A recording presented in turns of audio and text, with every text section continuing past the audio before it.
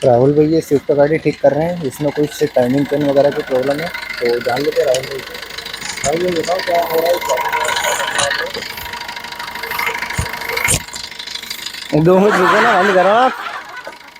ये शिफ्ट है वीडीआई गाड़ी में। दिक्कत ये आ रही है, थोड़ी सी नॉइस आ रही है, तो इसकी टाइमिंग चेंज और मैं इसके एचएल है ना सारे चेंज करूँगा, जिसके बाद में आवाज़ है ना और कम हो जाएगी गाड़ी में। इंजन एकदम है ना साइलेंट नहीं है। हाँ, थोड़ी तेज़ आवाज़ आ रही है ना। कस्टमर का कहना है कि आवाज़ बहुत ज़्यादा आ रही है, तो इसके लिए है ना इसका मैं टेबिट कवर खोलूँगा। टेबिट कवर खोलने के बाद मैं टाइमिंग प्लेट निकालूंगा बाहर, टाइमिंग चेन डालूंगा इसमें, और इसके बाद में एचएल है सारे नए डालूंगा। नए डालने के बाद में आपको वीडियो और मिलेगा मेरा।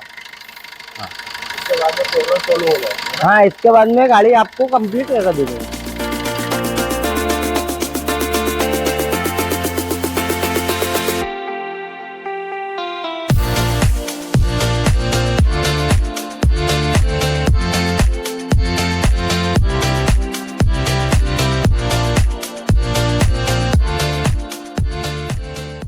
सारे इसमें एचएल डाल दिए नए मैंने, एमजीपी के।